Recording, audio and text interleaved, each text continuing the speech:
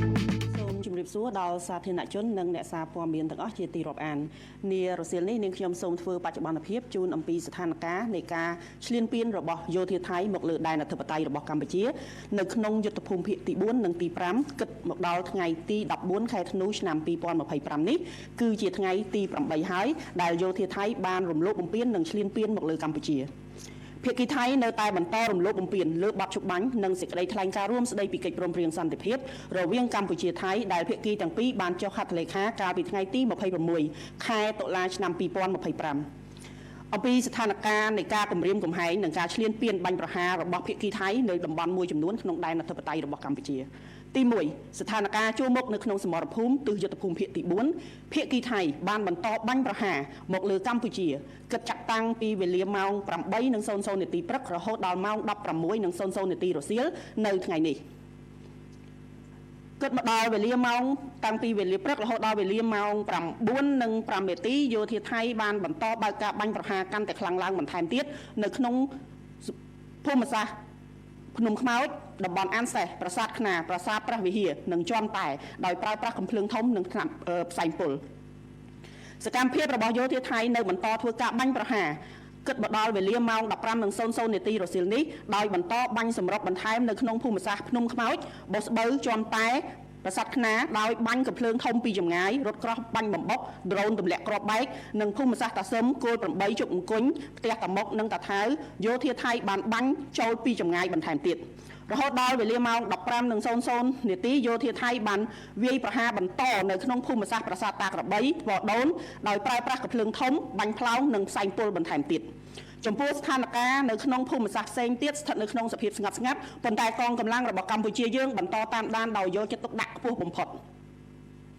2ស្ថានភាពជួរមុខនៅក្នុងសមរភូមិទិសយុទ្ធភូមិភាគទី5ភាគីថៃបានបន្តបាញ់ប្រហារមកលើកម្ពុជាគិតចាប់តាំងពីវេលាម៉ោង13:00នាទីរសៀលរហូតដល់វេលាម៉ោង16:00នាទីរសៀលនៅថ្ងៃនេះនៅវេលាម៉ោង13:10នាទីយោធាថៃបានបាញ់ផ្លោងចូលភូមិជោគជ័យនៅវេលាម៉ោង16:03នាទីយោធាថៃបានប្រើប្រាស់ដ្រូនទម្លាក់គ្រាប់ចូលទៅក្នុងភូមិសាស្ត្រព្រៃច័ន្ទចំពោះស្ថានភាពនៅក្នុងភូមិសាស្ត្រដទៃទៀតមានសភាពស្ងប់ស្ងាត់ប៉ុន្តែកងកម្លាំងរបស់យើងបន្តតាមដានដោយយកចិត្តទុកដាក់និងប្រុងប្រយ័ត្នខ្ពស់ជានិច្ចនៅក្នុងការបំពេញតួនាទីក្រសួងការពារជាតិទាមទារឲ្យភាគីថៃបញ្ឈប់ជាបន្ទាន់នៅក្នុងការបាញ់ប្រហារសម្រាប់ប្រជាជនកម្ពុជាដោយមិនរើសគោលដៅនិងប្រើប្រាស់យន្តហោះចម្បាំងចូលក្នុងដែនអធិបតេយ្យរបស់កម្ពុជាដែលមិនត្រឹមតែជាការរំលោភបំពានដ៏ធ្ងន់ធ្ងរនៅលើដែនអធិបតេយ្យបូរណភាពទឹកដីកម្ពុជានិងខុសច្បាប់អន្តរជាតិប៉ុណ្ណោះទេប៉ុន្តែថែមទាំងបានបាញ់ផ្លោងទម្លាក់គ្រាប់បែករួមទាំងគ្រាប់បែកចង្កោមដោយមិនរើសអើងនិងមិនសមាមាត្រធ្វើឲ្យប៉ះពាល់ដល់អាយុជីវិតនិងសុវត្ថិភាពរបស់ប្រជាពលរដ្ឋស្លូតត្រង់ស៊ីវិលកម្ពុជានិងបានបំផ្លិចបំផ្លាញដល់ទ្រព្យសម្បត្តិហេដ្ឋារចនាសម្ព័ន្ធស៊ីវិលនិងប្រាសាទបុរាណជាទីគោរពសក្ការៈរបស់មនុស្សជាតិដូចជាសាលារៀនស្ពានខ្នល់មន្ទីរពេទ្យវត្តអារាមផ្ទះសម្បែងផ្សារប្រាសាទព្រះវិហារប្រាសាទតាក្របីនិងទីតាំងសាធារណៈដទៃផ្សេងទៀតជាច្រើនរាប់មិនអស់ក្នុងន័យនេះកម្ពុជាសូមអំពាវនាវឲ្យសហគមន៍អន្តរជាតិបន្តកោតទោសយ៉ាងម៉ឺងម៉ាត់ចំពោះការរំលោភបំពានសេចក្តីថ្លែងការណ៍រួមស្តីពីកិច្ចព្រមព្រៀងសន្តិភាពរវាងកម្ពុជាថៃនិងសកម្មភាពឧក្រិដ្ឋកម្មសង្គ្រាមខុសច្បាប់របស់ថៃម្ដងហើយម្ដងទៀតនេះដោយទាមទារឲ្យថៃត្រូវតែទទួលខុសត្រូវទាំងស្រុងចំពោះការរំលោភបំពានដ៏កម្រោលនេះកម្ពុជាអំពាវនាវឲ្យថៃបញ្ឈប់រាល់សកម្មភាពអរិភាពជាបន្ទាន់ដោយដកកម្លាំងចេញពីដែនអធិបតេយ្យរបស់កម្ពុជានិងជៀសវាងសកម្មភាពឈ្លានពានដែលគំរាមកំហែងដល់សន្តិភាពស្ថិរភាពនៅក្នុងតំបន់ទន្ទឹមនឹងនេះកម្ពុជាសូមអំពាវនាវឲ្យភាគីថៃវិលត្រឡប់មកអនុវត្តវិញនៅបទឈប់បាញ់និងសេចក្តីថ្លែងការណ៍រួមស្តីពីកិច្ចព្រមព្រៀងសន្តិភាពដែលភាគីទាំងពីរបានចុះហត្ថលេខាកាលពីថ្ងៃទី26ខែតុលាឆ្នាំ2025ក្រោមការធ្វើជាសាក្សីរបស់អេដាមប្រធានាធិបតីសហរដ្ឋអាមេរិកដូណាល់ត្រាំនិងអេដាមនាយករដ្ឋមន្ត្រីម៉ាឡេស៊ីអាន់វ៉ាអ៊ីប្រាហ៊ីមដែលជាប្រធានអាស៊ានបដូវវេន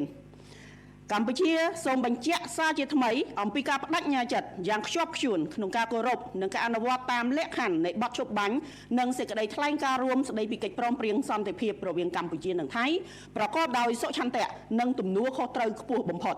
កម្ពុជាប្រកាន់ខ្ជាប់នៅដំណោះស្រាយការដោះស្រាយចំនួនដោយសន្តិវិធីស្របតាមច្បាប់អន្តរជាតិសន្ធិសញ្ញាអនុសញ្ញានិងកិច្ចព្រមព្រៀងដែលមានស្រាប់ហើយប្រឆាំងនឹងការគំរាមឬការប្រើប្រាស់កម្លាំងសម្ដៅស្វែងរកដំណោះស្រាយមួយ ដែលយុត្តិធម៌ត្រឹមត្រូវយូរអង្វែងនិងស្របតាមច្បាប់អន្តរជាតិ